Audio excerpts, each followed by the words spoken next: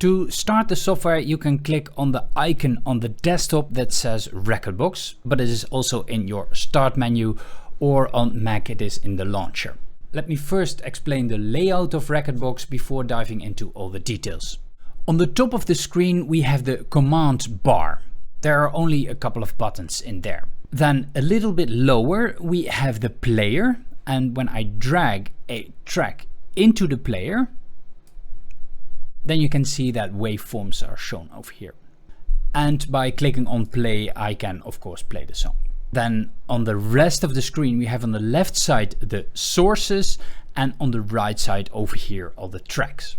Really important to notice is that Rekordbox has several different modes. There is the export mode. In the export mode you can manage your library, create playlists, add tracks to playlists, change the order of the playlist, change the order of the tracks, and correct the beat grid if the beat is not on the first bar of the beat, for example, on the first beat of the bar. And of course you can export tracks to your USB drive that you can use in a CDJ or an XDJ. What we are looking at now is the export mode, so your library management mode. To change these modes, you can go to the left top corner of the screen that says export. When I click on that, I can change between those modes. There's also the performance mode, the lighting mode, and the edit mode. Let's quickly switch to the performance mode so you know a little bit what it looks like. I'm not going into much detail because I'm going to jump back to the export mode, but then you have a little bit of an idea what it is. Let's go to performance mode. Then over here we have two players, and I drag one track into one player and another track into the other player. And what you can do in the performance mode is perform a DJ gig, so mix two tracks together. Technically you can mix 4 tracks together because there are 4 decks. So the export mode is for preparing your tracks and putting them in the right playlist, and the performance mode is to perform a DJ gig. If you export your music to a USB drive and use them in a CDJ or an XDJ, then you don't need the performance mode, because the performance mode is performing a DJ gig with just Rekordbox without any hardware. But if you want to, you can connect or an XDJ or a CDJ, or there are also separate controllers like this one. You don't need one, but it makes your life a lot easier, because it's much easier to click on a button on a controller than it is to click on a button on a screen. Now let's quickly take a look at the lighting mode. With the lighting mode you can control lights, but you need a subscription for that. And last but not least, the edit mode. And yeah, I'm not sure why the edit mode is in Rekordbox, but you can do it. What you can do with the edit mode is copy and paste certain sections of a track.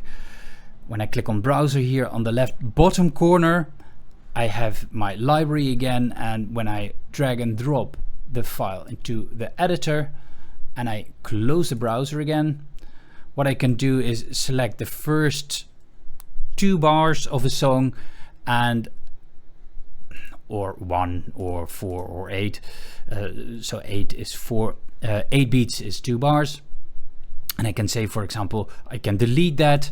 Now it's gone. I can select it, but I can also copy that and I can paste that. This is so crude and so basic that yeah, I don't see the use for it. If you really want to edit tracks, do it in a DAW, a digital audio workstation that also music producers use. Because if you want to use your edited track in Rekordbox again, you need to pay for a subscription anyway. So yeah, you're probably better off purchasing a DAW because it gives you more options. Let's jump back to the export mode, because that's where the magic happens today. Export.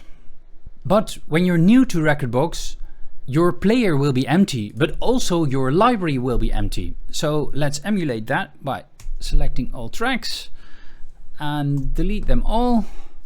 And now let's start from 0. So how do I get tracks into my Rekordbox? Well, you can do that by dragging and dropping them from Finder or Explorer. That's the Windows version, and the Finder is the Mac version. So I open File Explorer. The easiest way to organize your DJ music is to have them all in one folder. And in Rekordbox itself, you can make playlists and folders for playlists, which makes it easier to find your tracks when you need them. So for this demonstration, I've selected just 1000 random tracks from my collection. and I can drag them either one by one if I want to, and just drag them into Rekordbox in the lower part of Rekordbox. And then you can see that Rekordbox asks, oh, how should I analyze this track? Which BPM has it? Should I analyze for key, phrase, and should I set an automatic cue at the beginning of the track? I select as much as I can. I can also select vocal when I have a subscription, but I don't. And I check this box, don't ask me again. Check that and click on OK. Now, when I go to Rekordbox, you'll see a number shows up here, and that means that it is analyzing that track. Once it's done, you see that there is a preview over here with a waveform, that the artwork is here, the track title is here, the artist is here, the key in Camelot notation, album, genre, BPM, etc. You can have different columns over here. Don't worry about that, because you can change the amount of columns on which columns and the order of columns if you want to. One by one is kind of tedious, so what I'll do is select all of them. I can do that by pressing Ctrl A on Windows or Command A on the Mac, and then I can drag and drop them into this part of the screen. Drag and drop. When I click over to Rekordbox, you'll see a notification pops up that says importing 200 out of 1,000 tracks. Now Rekordbox has imported all the tracks, but that doesn't mean that it knows what the tracks look like. So now it starts to analyze the tracks, and you can see on the bottom of the screen it says analyzing 999 tracks. Why 999? Because I already added one, and you see this number decreases, meaning that it is analyzing, or it has analyzed already 10-12 tracks. And when I scroll down this list, you see over here already 2 tracks are analyzed because the waveform is showing. This process can take a couple of minutes. 10 to 20 minutes is not weird for the 1,000 tracks. Okay, analyzing the tracks is now finished. Let's take a deeper dive into the layout of Rekordbox. Because on the left side over here you see a little menu.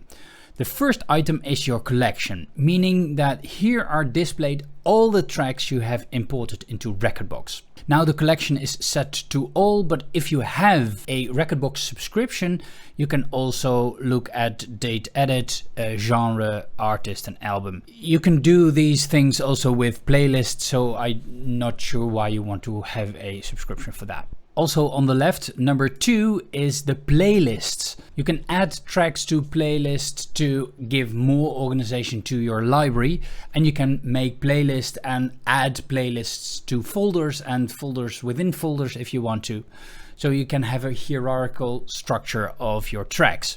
Also here are the related tracks, so tracks that resemble each other. Display track suggestions. Rekordbox does, based on AI, suggestions for new tracks.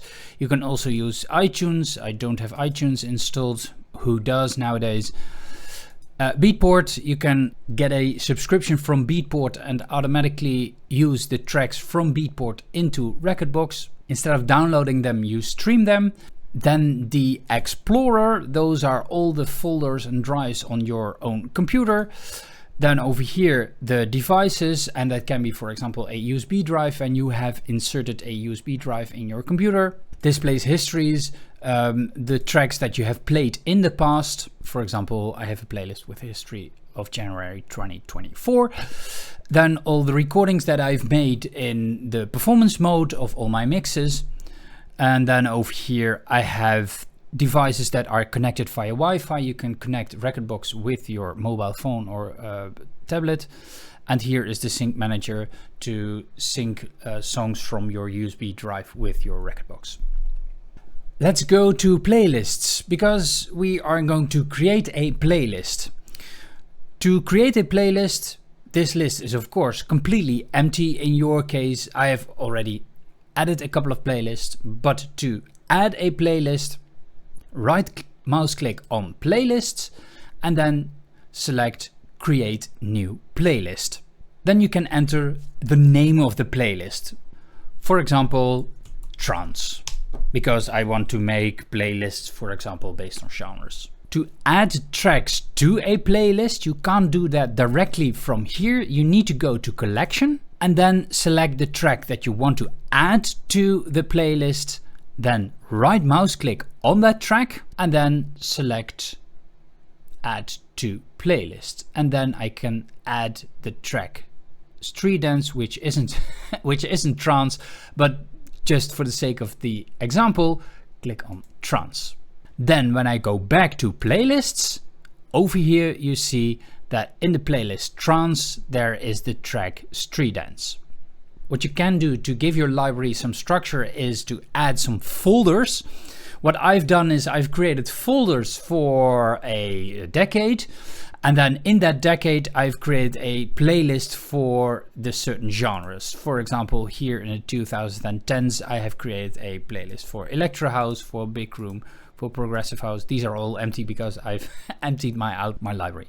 To create a folder, I can right click again on playlists with my mouse, and then I can select create new folder. For example, the 2030s. And if I want to add a playlist to that folder, I can click on that playlist and drag and drop it into that folder. And now you see it is added to that folder. To delete a playlist or a folder, right click on the playlist or the folder and then select delete playlist. Then it asks, are you sure you want to delete the playlist? Yes, I'm sure, so I click OK. Now I want to export a playlist to a USB drive or multiple playlists to a USB drive to use it on the XDJ or a CDJ. So I have here one of these bad boys. I insert it into my computer. It automatically pops up Explorer. I'm going to close Explorer. Nothing seems to happen in Rekordbox, but it is here. Because when I go to devices, you see that this is the USB drive that I've just inserted. I can click on this USB drive to see if there are some tracks and playlists already on this USB drive. And in this case, there are not. Now I go back to my playlists and then I click on one of my playlists. Oh no, let's first add some tracks to a playlist, otherwise it doesn't make much sense. So what I'm going to do to make things easier, I click on genre, on the table header genre, and this automatically sorts all my tracks based on genre. I can click on a track over here, and I'm going to click on another track because I'm going to select all the dance tracks. I hold the shift key on my keyboard and then I click on the last track over here. That selects multiple tracks in my collection because I'm over here in my collection. Now I right mouse click on those tracks and I select add to playlist. I'm going to the 2020s and I'm going to add this to dance. Nothing seems to happen, but when I go to the playlist in the 2020s dance, this is house, these are all empty, dance, you see that all the tracks of the genre dance are in there. Now to export the tracks of this playlist to your USB drive, right mouse click on that playlist and select the option export, export playlist, and click on the name of your USB drive. In my case it's ESD USB. Then it gives me an information screen, what features are available on which devices, and I click on OK.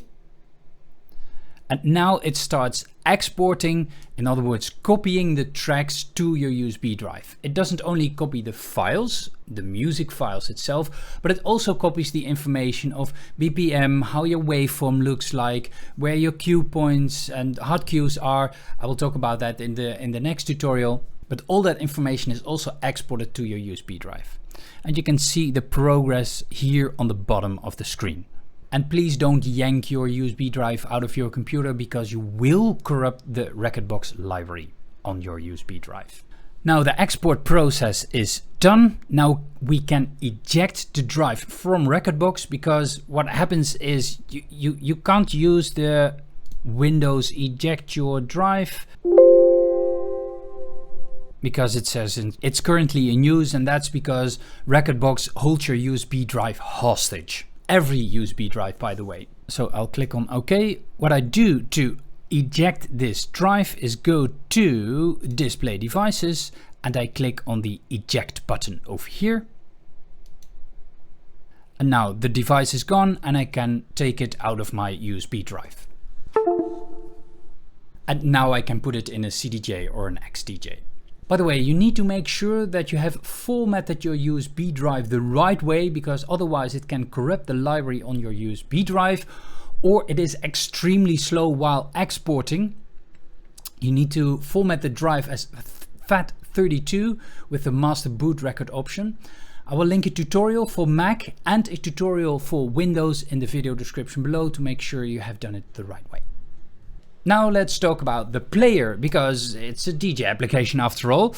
So let's click on a track and I hold the mouse button and I drag it to the player. And now the track is displayed above here.